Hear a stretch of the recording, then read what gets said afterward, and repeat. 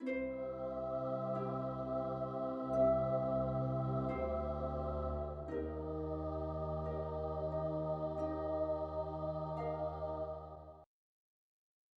is a very difficult thing to pin down. There's a famous saying of St. Augustine of Hippo, that when he was asked, "What is time?"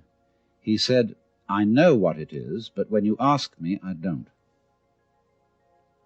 And yet it seems absolutely fundamental to our life. Time is money, we say. I don't have enough time. Time flies. Time drags. And I think we should go into the question of what this is, because in our ordinary common sense, we think of time as a one-way motion from the past through the present and on into the future.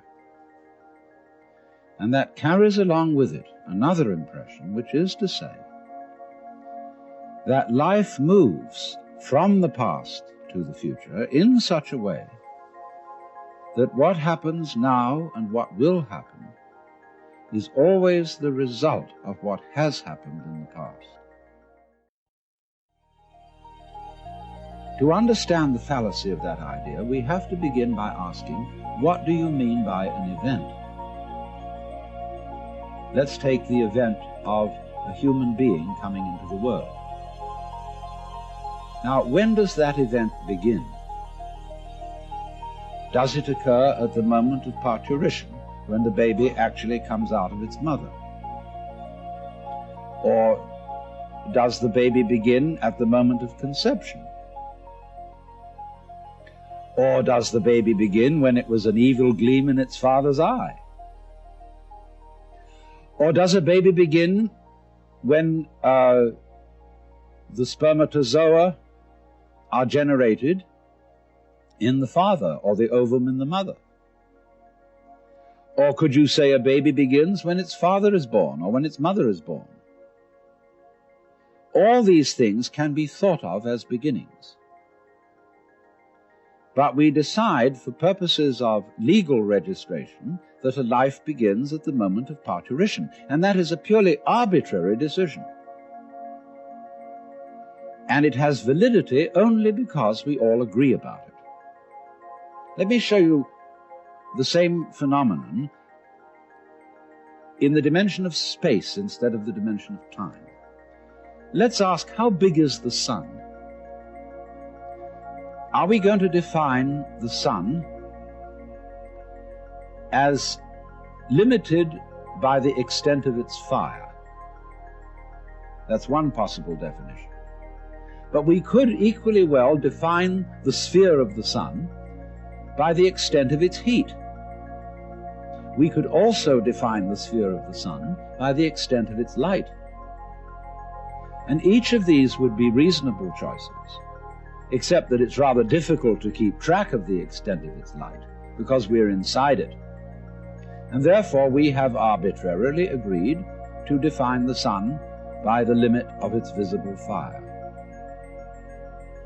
But you will see in all these, by these analogies, that how big a thing is, or how long an event is simply a matter of definition.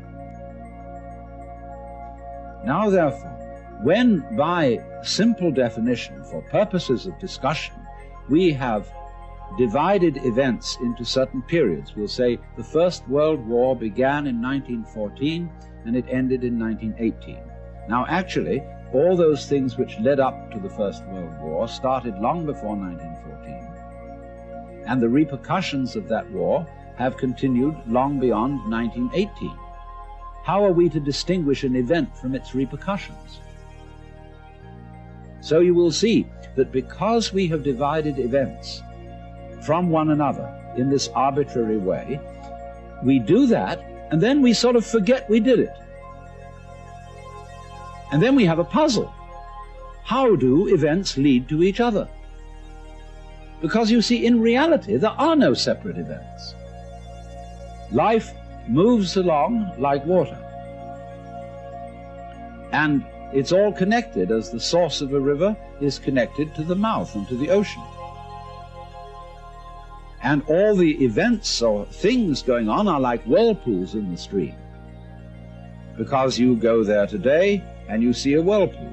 You go there tomorrow and you see a whirlpool. But it isn't the same whirlpool because all the water is changing every second. What is happening is not really what we should call a whirlpool, but rather a whirlpooling. It is an activity, not a thing.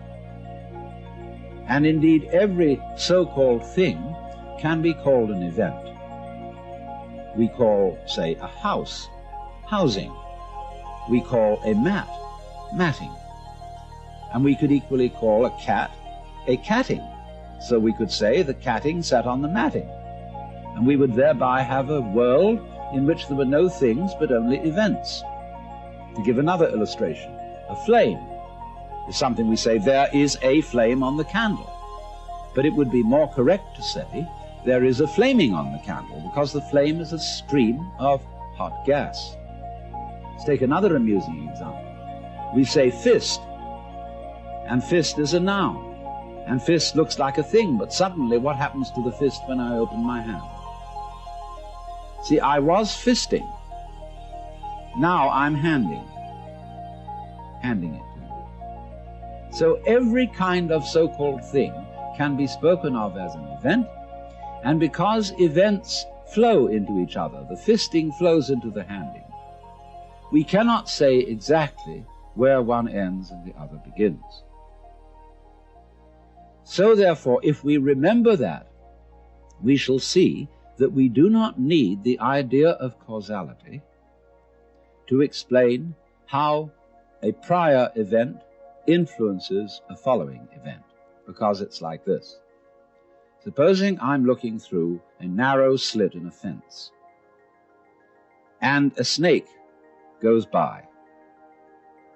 I've never seen a snake before, and this is mysterious. And I see through the slit in the fence, first the snake's head. Then I see a long, trailing body, and then finally the tail. I say, well, that was interesting. Then the snake turns round and goes back. And again I see first the head, and then after an interval the tail. Now if I call the head one event and the tail another, it will seem to me that the event head is the cause of the event tail,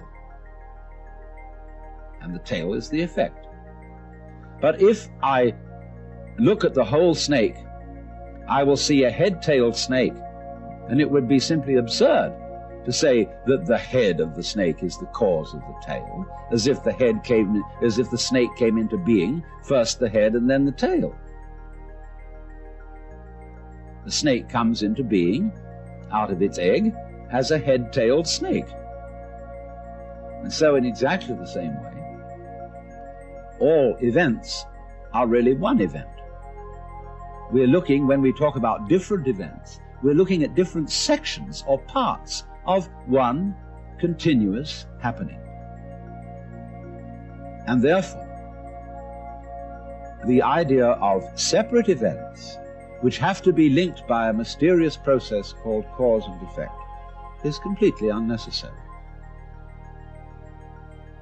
But having thought that way, we think of present events as being caused by past events, and therefore we tend to regard ourselves as the puppets of the past, as driven along by something that is always behind us. Now, to overcome this impression, it's very simple. You begin again with an experiment which I suggested in a previous talk about meditation. Approach the world through your ears. If you shut your eyes and make contact with reality purely with your ears, I mean, it's kind of silly perhaps to shut your eyes when you're looking at television, but do it just for a moment. And you will realize that the sounds you are hearing are all coming out of silence. You hear,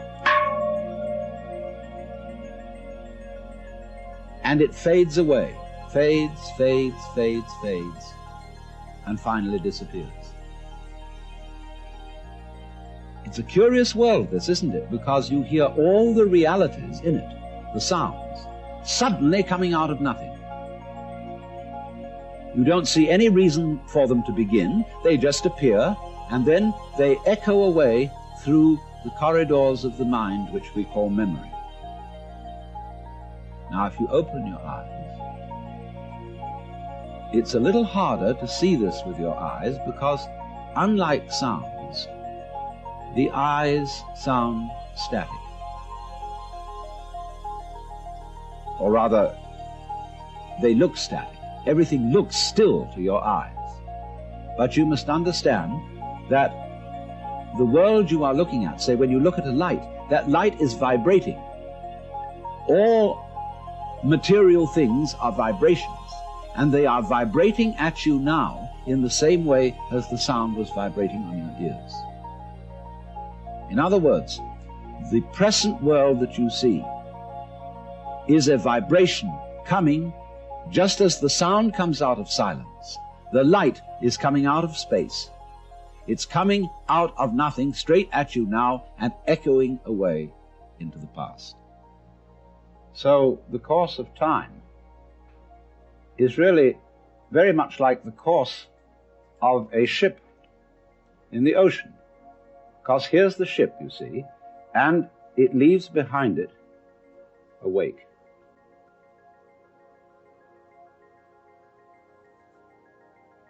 And the wake fades out. And that tells us where the ship has been, in just the same way as the past and our memory of the past tells us what we have done.